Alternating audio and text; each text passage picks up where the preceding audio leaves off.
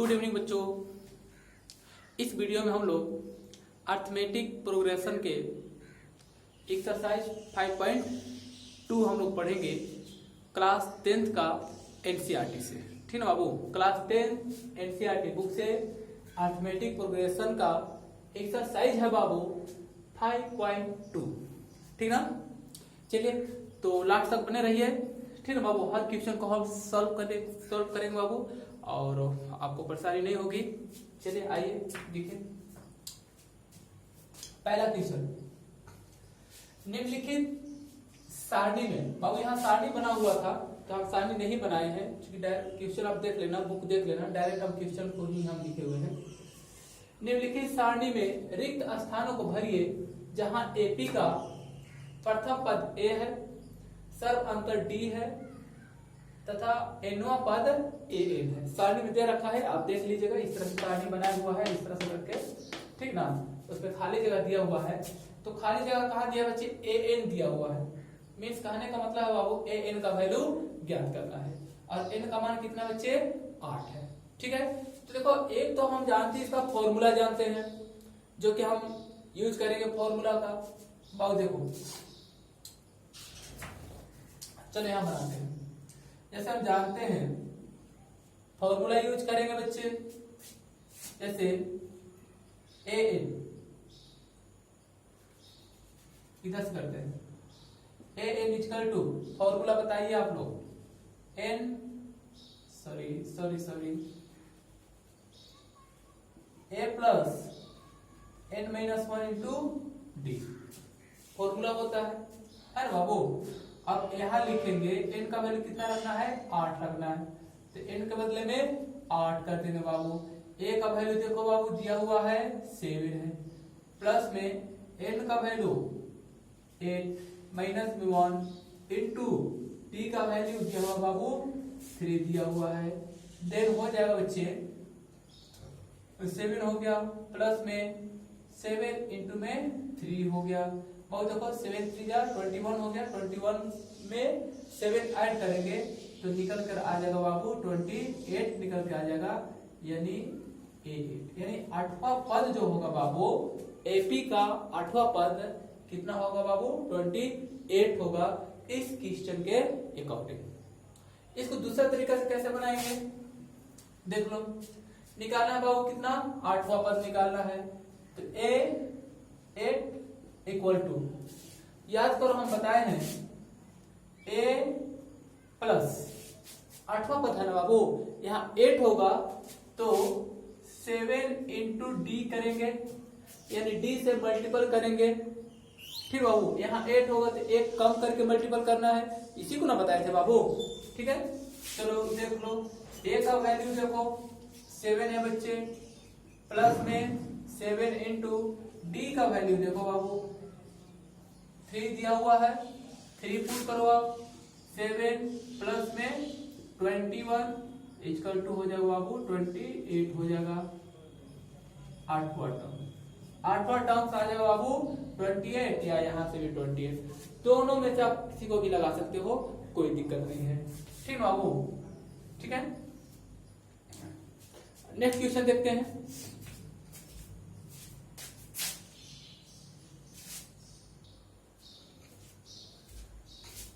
चलो देखो बाबू, second question दिया हुआ है, ए का वैल्यू दिया है -18 है, एन का वैल्यू यानी नंबर ऑफ टर्म्स है ना बाबू, नंबर ऑफ पद कितना दिया बच्चे 10 है, ए एन, ठीक बाबू, यानी लास्ट पद जो है ना बाबू ए एन मतलब एनवा पद, एनवा टर्म से लास्ट टर्म 0 दिया हुआ है, तो कह रहा है डी का वैल्यू क्या होगा। ठीक बाबू, तो फॉर्मूला लगा दो, डायरेक्ट फॉर्मूला लगाओ यहां से, जैसे हम जानते हैं वी नो दैट ए एनवा टर्म्स क्या होता है बाबू, A plus N minus 1 into में डी होता है बच्चे। अब यहां देखो बाबू ए एन का वैल्यू 0 है तो आप 0 पुट कर दो, ए का वैल्यू देखो बाबू माइनस में 18 हो गया, प्लस में एन का वैल्यू देखो बाबू 10 माइनस 1 हो गया, इंटू में डी का तो वैल्यू निकालना है बाबू, आ रहा है समझ में। अब यहाँ ना आप ना 0 रख दो, बराबर में -18। और यहाँ देखो प्लस में हो जाएगा 9d हो गया। आ रहा है क्वेश्चन में। अब इस 18 को ना आप इधर लेके आ जाओ, इधर आ जाएगा बाबू, तो ई हो जाएगा प्लस में 18 और इधर बचेगा बाबू 90 बचेगा, कट जाएगा, ठीक ना। 9 2 जा 18 हो जाता है, 2 होगा। देन डी बराबर फाइनली निकल के आ जाएगा बाबू 2 निकल कर आ जाएगा। अरे उसमें तो एक तो तरीका ही वाला है, दूसरा तरीका आप ऐसा बना सकते हो, सिंपल बाबू, ठीक ना। A0, ठीक ना बाबू, यहाँ देखो an का वैल्यू रख देना, 0 रख देना, ठीक ना बाबू। बाकी वैल्यू पुट करो तो निकल जाएगा। दूसरा मेथड से बना सकते हो, बना लोगे या फिर बना दे बना लोगे, बहुत आसान है, बना लो, टाइम वेस्ट करने की जरूरत है नहीं। नेक्स्ट क्वेश्चन देखते हैं।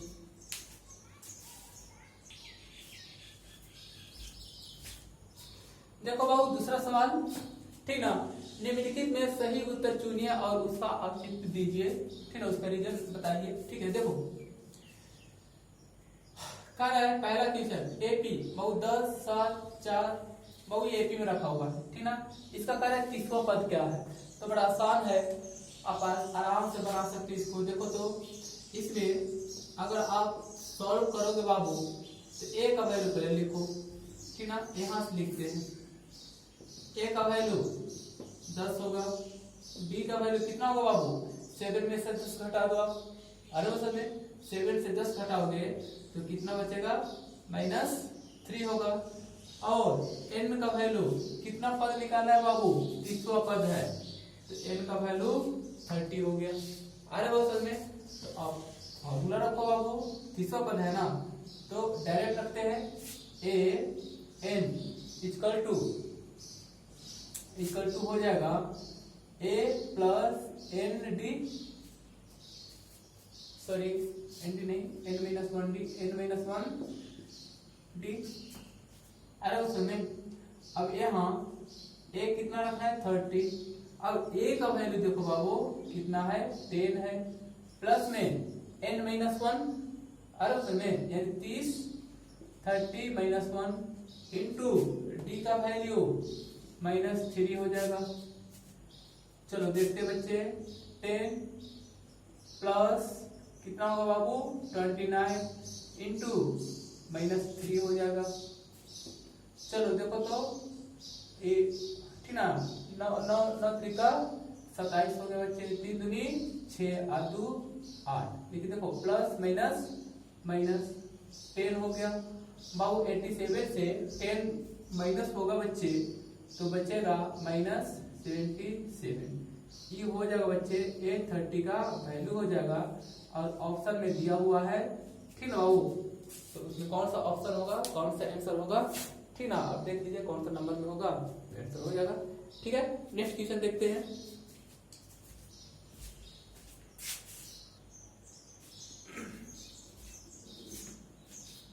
चलो नेक्स्ट क्वेश्चन देखो बाबू, तीसरा, दूसरा का सेकंड नंबर छोड़ दिए, आसान था, वैसे ही फॉर्मूला बेस्ड था। तीसरा नंबर देखो, निम्नलिखित समांतर श्रेणियों में रिक्त स्थानों के पदों को ज्ञात कीजिए, ठीक है बाबू। जहां जहां खाली स्थान है ना, इसका वैल्यू निकालना है, ठीक है। चलिए आइए हम लोग देखते हैं। पहला क्वेश्चन उठाते हैं हम लोग यहां से, हो दो 2 और 26, खाली जो जगह है इसका वैल्यू निकालना है। तो यहाँ देखो इसका अनुसार देखो, यहाँ वैल्यू क्या क्या गिवन है, पहले इसको देखते हैं। वैल्यू क्या है बाबू, a का वैल्यू 2 है, देखो ए हो जाएगा ना, और ठीक ना, यानी पहला टर्म्स हो गया, दूसरा टर्म तो दिया नहीं है, तीसरा टर्म दिया हुआ है ना बाबू। तो हम कर सकते हैं an बराबर 26, है ना बाबू। अब सेकेंड टर्म्स अगर दिया रहता तो d का वैल्यू निकलता, तो दूसरा पद भी नहीं पता है बाबू, तो d का वैल्यू कैसे निकालेंगे, तो d का वैल्यू भी नहीं दिया हुआ है, आया ना समझ में, ठीक है। लेकिन n का वैल्यू तो दिया हुआ है बाबा, बाबू देखो तो 1 2 3, n का वैल्यू तो दिया हुआ है, आया समझ में। और n का वैल्यू कितना बाबू 1 2 3, चलो n का वैल्यू 3 हो गया, ठीक है। तो चलो एक काम करते हैं ना, इसको उठा कर देते हैं, इसको उठाते हैं। चलो देखो हम जानते हैं ए एन इसका 2 होता है बच्चे a plus n minus 1 into D होता है। आलो समझ में। या दूसरा फॉर्मूला भी आप लगा सकते हो, जैसे तीसरा टर्म है ना बाबू a3 बराबर a प्लस 2d कर सकते हो, कोई दिक्कत नहीं है। चलते कोई फॉर्मूला यूज करते हैं। अब ए एन का वैल्यू कितना होगा बाबू 26 हो जाएगा, a का वैल्यू देखो बाबू 2 हो जाएगा, प्लस n का वैल्यू कितना बाबू 3 है, 3 यहाँ रख दो आप, 3 माइनस 1 इंटू में d हो जाएगा। चलो देखते हैं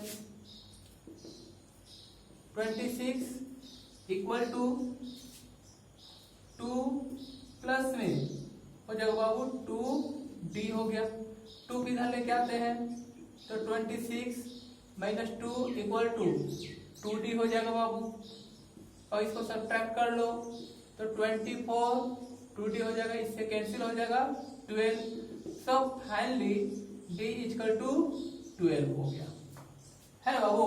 यानी कॉमन डिफरेंस कितना हुआ बाबू 12 हो गया। चलो देखो तो यहाँ पर क्या होना चाहिए, पहला पद a है, चलो देखो a1 इक्वल टू a बराबर कितना 2, a2 बराबर कितना होगा a प्लस d होना चाहिए ना बाबू। अब a प्लस d कहे तो a का वैल्यू देखो 2 हो गया, प्लस में d का वैल्यू 12 हो गया बाबू, ठीक ना बाबू।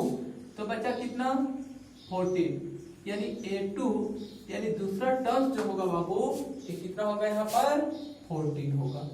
आगे क्वेश्चन में, ठीक है। चलो सेकंड क्वेश्चन देखते हैं।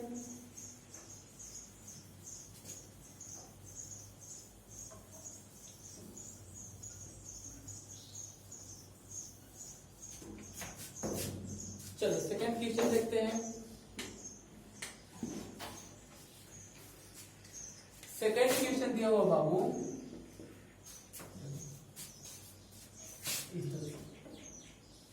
यहाँ खाली जगह दिया हुआ है 13 है, फिर से यहाँ खाली जगह है, ठीक है, फिर से इसके बाद 3 है।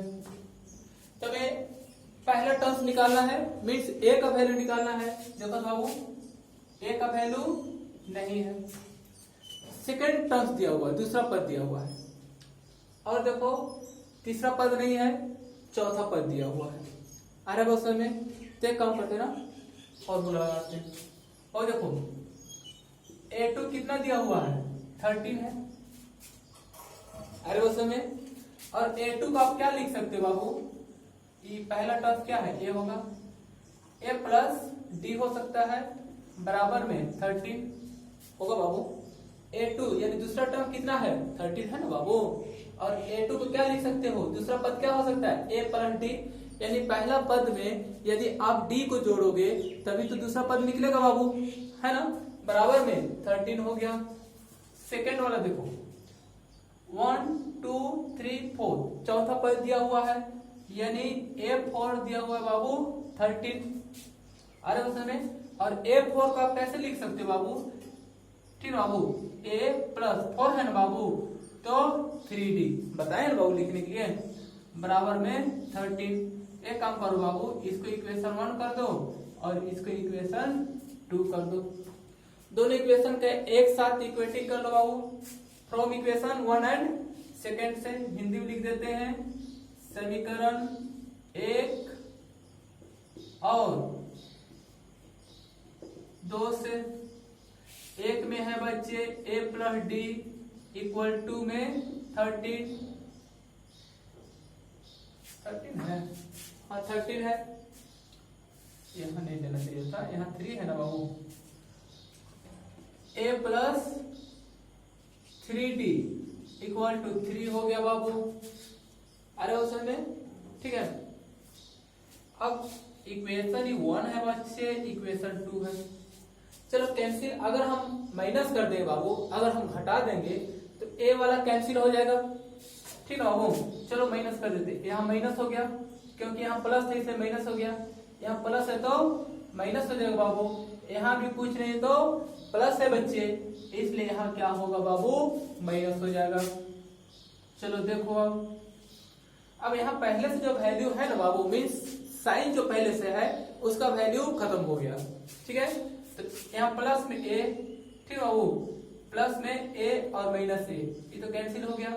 यहाँ देखो डी 1d प्लस में है, माइनस में है बाबू 3d, पहले से जो यहाँ प्लस है बच्चे उसका वैल्यू खत्म हो गया, यानी क्या बचेगा बाबू, फाइनली 2d बचेगा। शायद आप लोग को दिखाई नहीं देगा, यहाँ पर माइनस में 2d बचेगा इक्वल टू, यहाँ इसको हटाओगे बाबू, इसको माइनस करोगे तो माइनस में सॉरी प्लस में हो जाएगा 10 बचेगा, ठीक ना बाबू। देखते हैं, इसको हटा करके यहाँ से इस लाइन को फिर से लिख देते हैं, यानी फाइनली यहाँ कैलकुलेशन करो बाबू तो बचेगा minus 2d equal to 10, then d equal to हो जाएगा बाबू 10 बाई माइनस में 2, then minus 5, then d equal to बचेगा बच्चे माइनस में 5। अब d का वैल्यू निकल गया माइनस में 5, तो इसका वैल्यू जो है आराम से निकाल सकते हो, ठीक ना बाबू। चलो अब देखो d का वैल्यू निकला कितना बाबू, -5। तो अब देखो बाबू पहला टर्म कितना था, a प्लस d था 13 था, अब d का वैल्यू यहाँ पुट करोगे यानी कितना बाबू, -5 पुट करोगे और -5 उधर लेके जाओगे तो 13 से आकर इधर ऐड हो जाएगा, तो 13 और प्लस 5 कितना हो जाएगा 18। तो पहला टर्म कितना होगा बाबू, 18 होगा, ठीक बाबू। 18 से और देखो अब 18 से ये दोनों के बीच का डिफरेंस देखो कितना बाबू, 5 है, तो इसके बीच में भी डिफरेंस कितना होना चाहिए, 5 होना चाहिए, यानी 13 से 5 घटाओ तो कितना होगा बाबू, 8 होगा।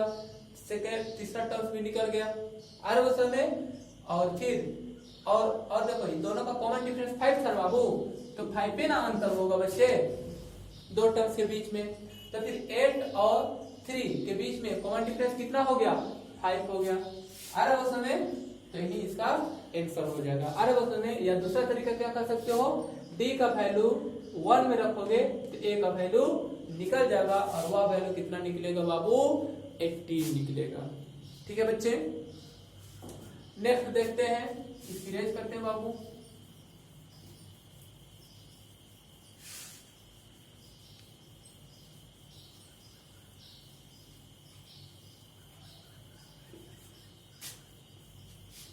चलो देखते हैं अगला सवाल, शायद यहाँ 6 है, माइनस में है क्या देखना पड़ेगा। चलो थर्ड क्वेश्चन, थर्ड नंबर देखो 5, a का वैल्यू तो यहाँ दिया हुआ बाबू, यहां से लिखते हैं a का वैल्यू 5 है और सेकेंड टर्म दिया नहीं है, ठीक है। उसके बाद 1 2 3 4 नंबर ऑफ टर्म्स कितना है, यानी n का वैल्यू 4 है और लास्ट टर्म दिया हुआ बच्चे 1 2 3 4 यानी an यानी लास्ट टर्म क्या कह सकते हो, a4 बराबर कर सकते हो, ठीक है बाबू। यानी 9 गुना के 1/2 यानी 9 गुना 18 आए क्या 19/2, an का वैल्यू दिया हुआ है। अरे वो समय और वैल्यू चाहो तो यहीं पर रख सकते हो, ठीक है बाबू। तब निकालना है दूसरा पद और तीसरा पद, तो बाबू अगर कॉमन डिफरेंस निकल जाएगा तो ना बाबू कॉमन डिफरेंस यानी सर्व अंतर, यानी अगला टर्म पहला पद और दूसरे पद के बीच का अंतर क्या है ये अगर हम लोग निकाल लेंगे तो दूसरा पद निकल जाएगा, वही अंतर जोड़ देंगे, फिर इसमें अगर उसी अंतर को जोड़ देंगे बाबू तो अगला पद निकल जाएगा। आ रहे हैं समझ, तो उसी अंतर को तो कहा जाता है बच्चे कॉमन डिफरेंस d कहा जाता है ना बाबू। कुल मिलाकर क्या होगा बाबू, d का वैल्यू दिया नहीं है, राइट ना। अब d का वैल्यू निकालेंगे तो सारा वैल्यू निकल जाएगा। तो आइए यहाँ पर देखते हैं, यानी लास्ट पर दिया हुआ है an का मान दिया हुआ है, यहाँ लिखे बच्चे an इक्वल टू 19/20, 19/20 हो गया और an का वैल्यू कितना बाबू 4 है। अरे उस समय an मतलब 4 और यहाँ वैल्यू पुट करो ए फिर बाबू ए प्लस 3d होगा, क्योंकि n बराबर क्या है, चौथा पद है। सुनना रहा है कि नहीं? अगर नहीं आ रहा होगा तो इसको हम ऐसे लिख देते हैं, देखो a4 इक्वल टू 9/22 हो गया। अब देखो a4 है ना बाबू, चौथा पद है, तो चौथा पद को आप कैसे लिख सकते हो बाबू, ऐसा लिख सकते हो ना, a प्लस 3d लिख सकते हो चौथा पद को, बराबर में 19 ठीक ना 19/2 कर सकते हो। अब बाबू यहाँ देखो जरा, a का तो वैल्यू दिया हुआ है ना बाबू, यहाँ पर 5 है, a का वैल्यू 5 है, प्लस में 3d 19/2 हो जाएगा। अरे बहुत समझ में, ठीक है। अब 5 को उधर भेज देंगे, देन कितना होगा 3d इक्वल टू 19/2 माइनस में 5/1। अरे बहुत समझ में, मीन्स हो जाएगा बच्चे 3d इक्वल टू, देखो तो 5 दूनी 10, 10 19 से 10 घट गया तो कितना बचेगा बाबू 9/2 बटे में 1, 3 3 जा 9 हो गया। फाइनली d का वैल्यू कितना निकल कर आ जाएगा बाबू 3/2 निकल के आ जाएगा। चलो देखो 3/2 निकल गया बाबू, d का वैल्यू कितना निकला बच्चे 3/2 निकल गया। अरे वो में अब d का वैल्यू निकल गया 3/2 निकल गया, ठीक है, यानी d का है तो कॉमन डिफरेंस अंतर हो गया। तो किसके बीच का अंतर बाबू, ये पहला पद और दूसरा पद के बीच का अंतर हो गया। अब दूसरा पद निकालने के लिए पहला पद में d को जोड़ना पड़ेगा, अर्थात 3/2 को जोड़ना पड़ेगा, किसमें बाबू 5 में जोड़ना पड़ेगा। तो एक काम करते हैं ना हम ना, इसको हटा देते हैं और यहीं पर हम जोड़ देते हैं।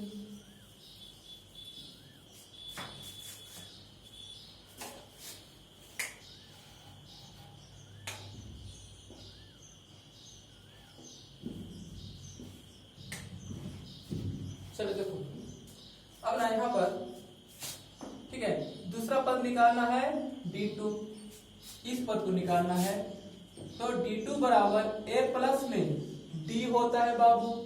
अब a का वैल्यू कितना है बाबू 5 दिया हुआ है ना बच्चे, तो 5 हो जाएगा, प्लस में d का वैल्यू देखो बाबू यहाँ पर हम लोग निकाले हैं, यानी 3/2 हो जाएगा, यानी हो जाएगा बाबू 5 दूनी 10 और 13/2 हो जाएगा। ठीक है बाबू, ये किसका दूसरा पद निकल जाएगा, यानी a2 का मान निकल गया, यानी e वाला जो पद होगा बच्चे e हो जाएगा 13/2, यानी इसको पूर्णांक में तोड़ोगे बच्चे तो 6 दूनी 12 13/2, यानी a2 बराबर यहाँ हो जाओ बच्चे 6 पूर्णांक 1/2। ठीक ना, यहाँ पूर्णांक था इसलिए पूर्णांक में लिख दिए। ठीक है, अब फिर अब निकालना है हमको कौन सा पद बाबू, तीसरा टर्म निकालना है। आने में समझ में, तो तीसरा पद हम लोग कैसे निकालेंगे देख लो जरा।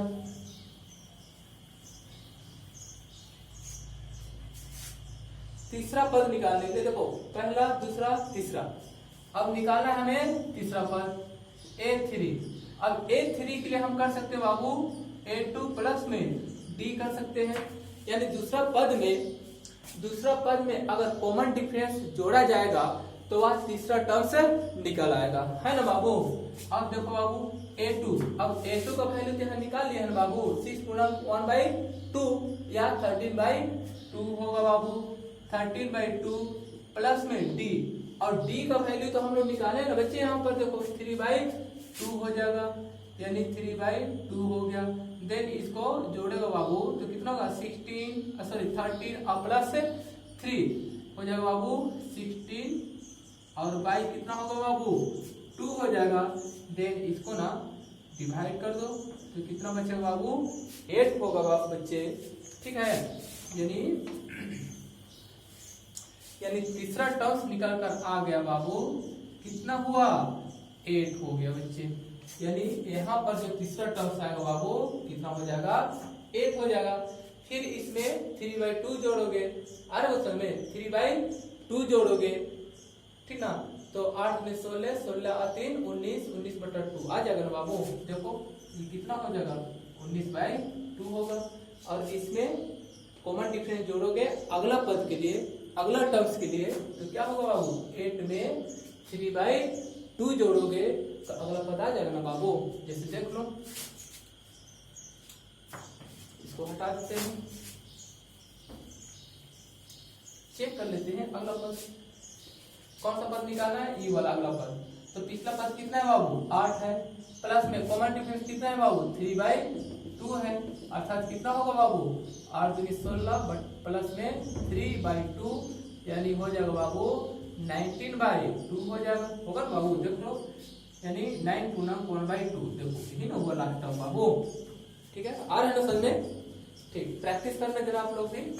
चलो नेक्स्ट क्वेश्चन देखते हैं।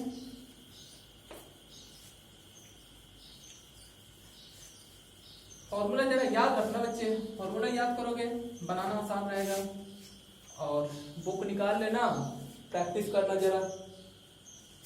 चौथा क्वेश्चन देखो,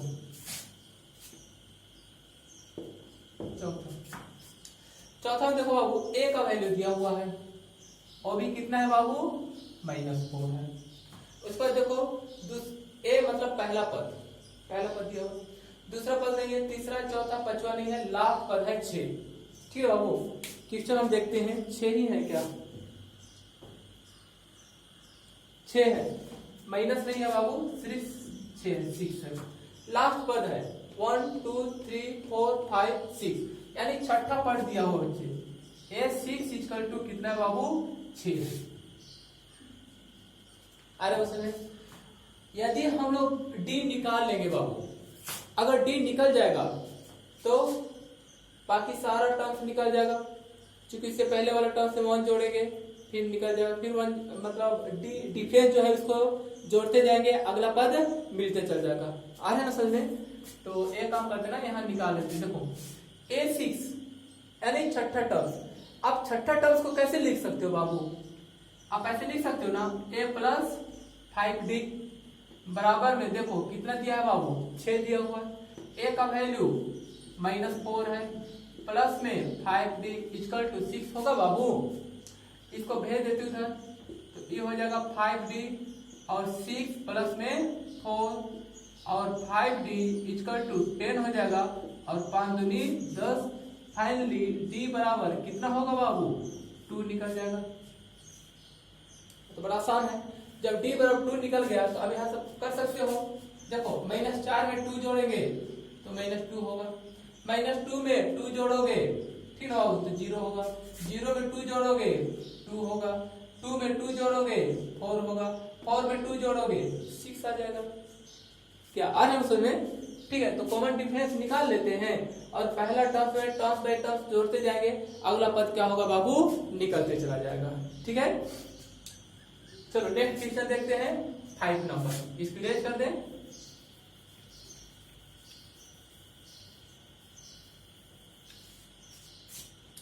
फाइव नंबर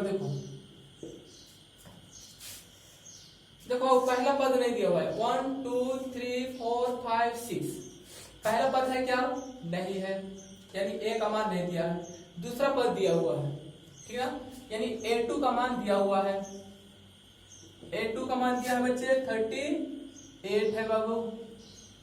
ठीक है, अब a2 को कैसे लिख सकते हो बाबू, a प्लस में d बराबर में 38 लिख सकते हो क्या, सिंपल इसको 1 कर दो, 1 2 3 4 5 6 अरे समय, यानी छठा पद दिया हुआ है, यानी a6 इक्वल टू दिया हुआ बाबू माइनस में 22 दिया हुआ है। अब a6 यानी छठा पद को आप कैसे लिख सकते हो बाबू, आप लिख सकते हो ना a प्लस 5d, एक कम करके लिखा, एक कम करके d से मल्टीपल किया जाता है, बताए है ना बाबू, बराबर में माइनस में 22, ठीक ना बाबू, इक्वेशन इसको कर लो बाबू 2 कर दो। अब ये दोनों समीकरण को एक साथ रखो बाबू, यानी पहला और दूसरा समीकरण को, तो अब यहाँ क्वेश्चन है नहीं, इसको हम हटा देते हैं और यहीं पर इसका सॉल्यूशन करते हैं।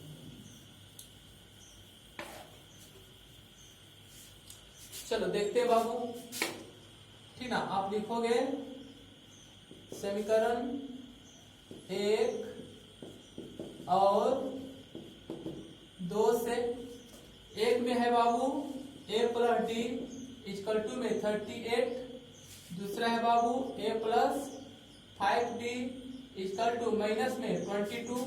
ये हो गया बाबू समीकरण 1 और ये हो गया बाबू समीकरण 2 हो गया। बच्चे देखो यहाँ पर अगर इसको घटाते हैं, ठीक बाबू, तो a वाला कैंसिल हो जाएगा। और देखो यहाँ प्लस था तो माइनस हो गया, यहाँ प्लस था तो माइनस हुआ, यहाँ माइनस था बाबू तो यहाँ पर प्लस हो गया। और ये पहले वाला जो वैल्यू था यानी साइन जो था बच्चे, इसका वैल्यू अब खत्म हो गया। ठीक है, चलो ये तो कैंसिल हो जाएगा। अब यहाँ प्लस प्लस नहीं होगा बाबू, प्लस माइनस होगा, यानी 1d से 1d से अगर 5 घटाएंगे बाबू, ठीक बाबू, 1d से 5 घटाएंगे तो माइनस में होगा 4d बचेगा।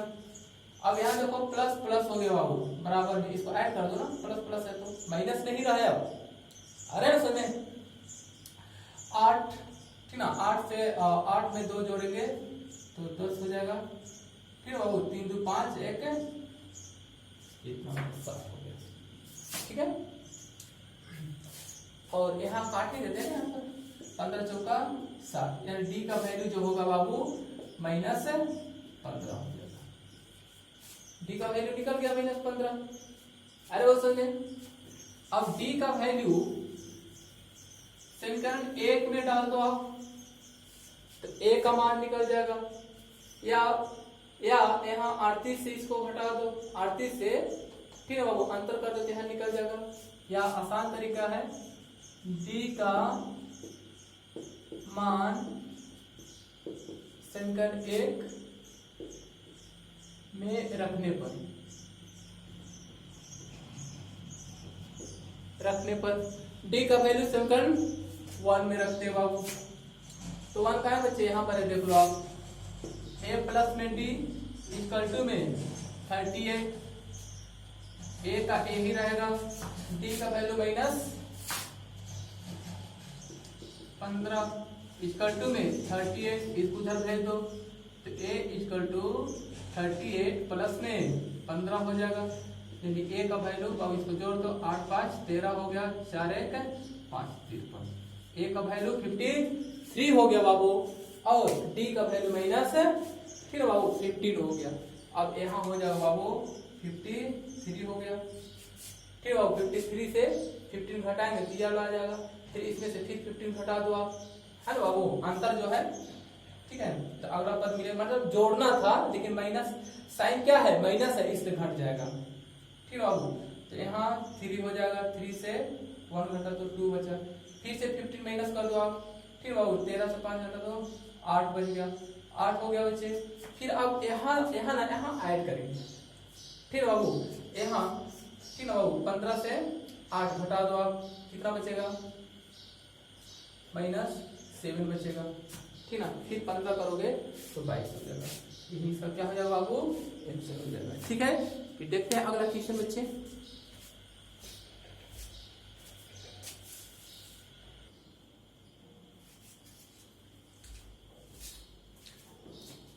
देखो दूसरा क्वेश्चन बाबू,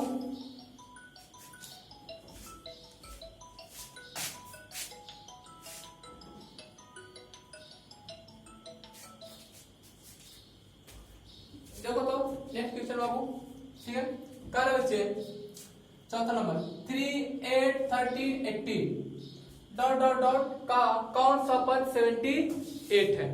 अरे उसमें करे कौन सा पद 78 है, ठीक ना।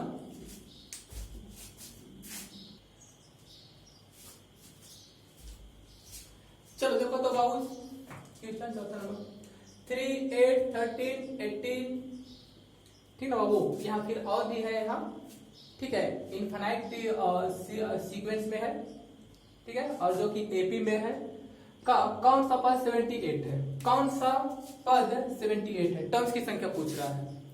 सिंपल बाबू, तो मान लो कि एनवा टर्म जो है ना, एनवा पद जो है 78 है, मान लो, क्या मान लेंगे an equal to 78, N term 78 है, और an का फॉर्मूला क्या होता है बाबू, देख लो, a plus n minus 1 into में d इक्वल टू में 78 हो जाएगा। अब a का वैल्यू कितना बाबू 3 है और n तो पता है नहीं, n ही निकालना है हमको। और d का वैल्यू 8 से 3 माइनस कर दो बाबू तो 5 बचेगा यानी 78 होगा। n माइनस 1 इंटू में 5 इक्वल टू में 78, 3 था उधर भेज दो तो माइनस हो जाएगा यानी n माइनस 1 इंटू में 5 इक्वल टू माइनस कर दो बाबू तो 72 होगा ना बच्चे, सॉरी 75 होगा, 75 होगा। अरे असल में अब ना n माइनस 1 5 को भेज दो तो बट्टे में 75 बट्टे में 5 हो जाएगा, कैंसिल हो गया। ठीक है बाबू, 15 हो गया यानी n minus 1 equal to 15, then n बराबर 15 प्लस 1 इक्वल टू n बराबर कितना होगा बाबू 16 होगा।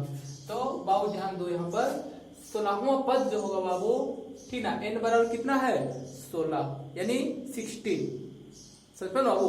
तो n बराबर कितना 16 यानी 16 टर्म्स जो होगा बाबू कितना होना चाहिए 78 होना चाहिए। ठीक है बाबू, और बाकी हम अगले वीडियो में हम देखते हैं, वीडियो लंबा जा रहा है। ठीक है बाबू, और वीडियो जो है आपको अच्छा लग रहा होगा तो आप सब्सक्राइब कीजिएगा, शेयर भी कीजिएगा और बेल आइकन को दबा दीजिएगा, तभी तो होगा बाबू। ठीक है, और आप शेयर कीजिए, कोशिश कीजिए जितना अधिक से अधिक आप अपने दोस्त यार भाई बहन, ठीक है बाबू, सबको आप शेयर कर सको, आप दिखा सको। ठीक है बाबू, फिर हम लोग मिलते हैं अगला वीडियो में। ठीक है, थैंक यू।